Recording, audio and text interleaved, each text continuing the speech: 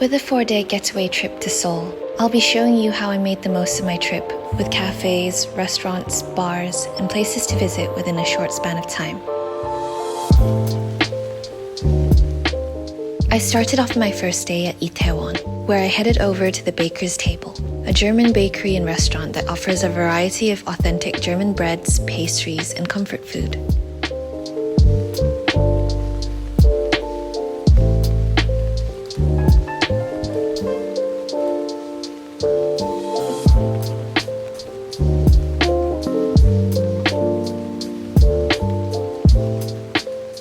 I took a short 10-minute walk over the scenic Noksapyeong Bridge for a gelato break at Cotati. It's a place I will have to return to because their dark chocolate gelato was so indulgent.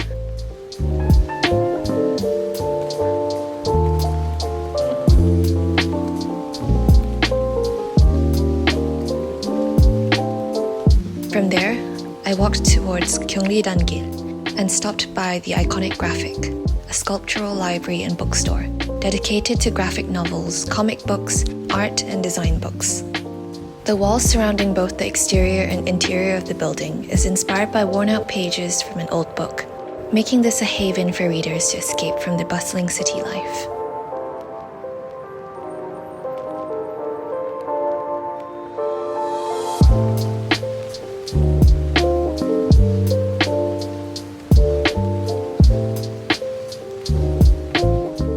After that, I visited TULIP, a vibrant wine bar that allows you to draw on its wine glasses while looking out at the panoramic view of Seoul Tower.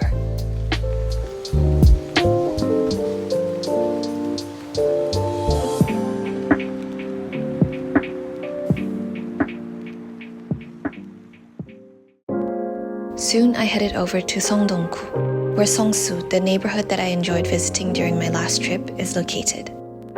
It is perfect for when you want to take long walks, window shop, stop by a coffee shop or a wine bar in the evening.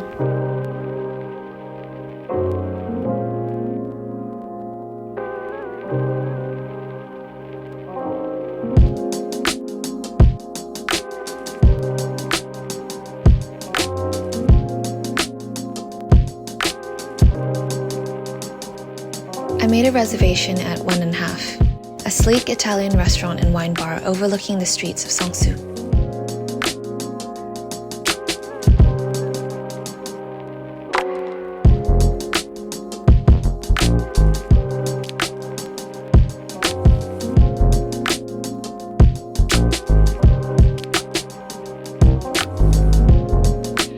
And ended the evening at MUSE, a bar in Garosugil, with an extensive floor-to-ceiling vinyl collection, playing classics that my family would enjoy listening to as I grew up.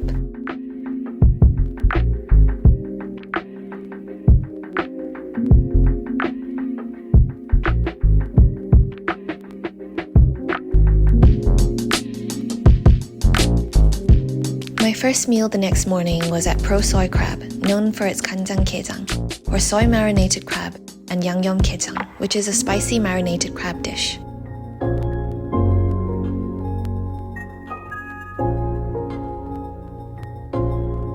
It was really satisfying to have this before topping my meal off with a warm and hearty bowl of scorched rice soup.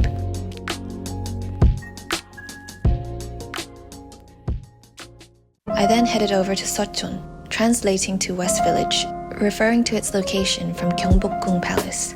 It is now lined with Hanok homes, shops, and cafes. My first stop was Veranda Cafe, a homey cafe that's perfect for small talks, reading, or working.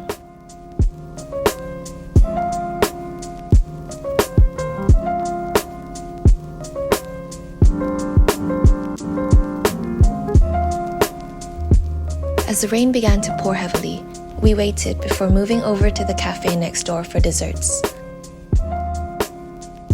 I love how Naeja Co combines traditional Korean ingredients with modern techniques, allowing me to be able to try different types of Korean delicacies, being prepared in a new way.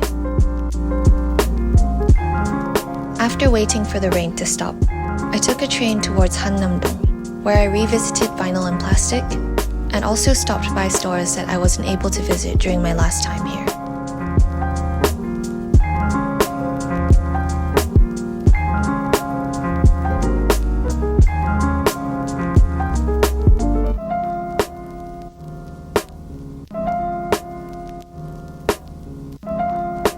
From there, I took a 15-minute walk to our dinner location, Mandu Man, where the restaurant's name describes the only thing that's served there.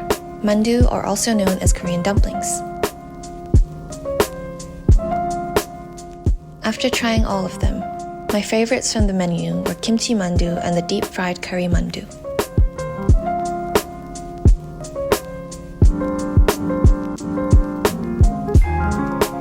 I stopped at MIDTOWN, the same place that I went in my last trip, but this time for desserts. Tiramisu pancake was so simple but so good. I can't believe I did not ever think of combining these two sweet treats together into one. The sky cleared up for my last full day in Seoul, and I headed for Mangwon.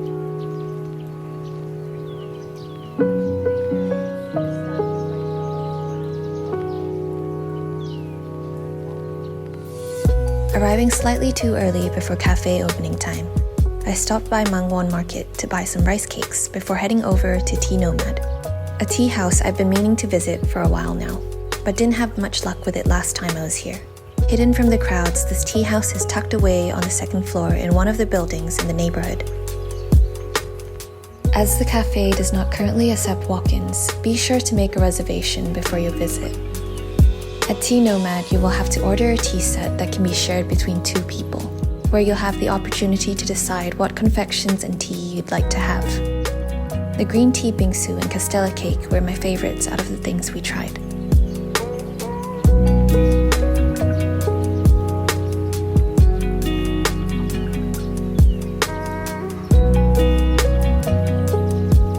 After a peaceful morning at T.Nomad, I decided to visit the small shops that were tucked away along the streets of the neighborhood.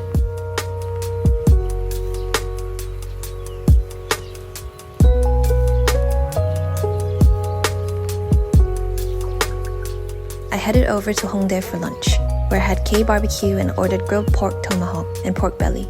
Both were so satisfying to eat, with 3 of the different condiments they had as a dip.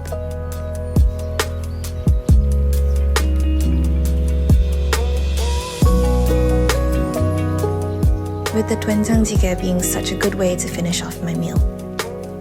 I stopped shortly at Nudake, the dessert brand under Gentle Monster that has a very unique way of showcasing their desserts.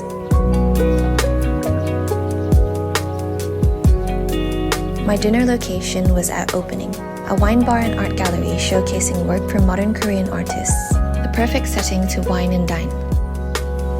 I ended my last night in Seoul at Bar Geranium, a perfume-inspired bar that makes you choose a cocktail based off its scent, the same way you would when choosing a perfume that you like. I highly recommend it for those wanting a unique experience and good cocktails. On my last day, I headed over to Uiwang in Gyeonggi province to meet family friends. Arriving a little early, I stopped at a cafe for the most buttery and fragrant scone.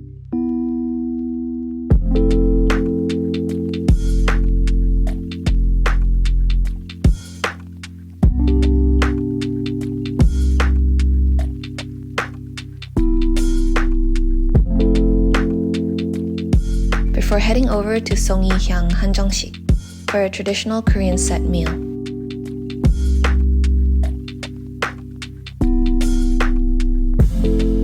Last stop before heading over to the airport was a cafe in Incheon. Cafe Alt is located on the 4th floor of a building by the sea, giving you the best views as you take a sip from your cup of coffee. I'm certain that coffee by the sunset here would be very nice as well.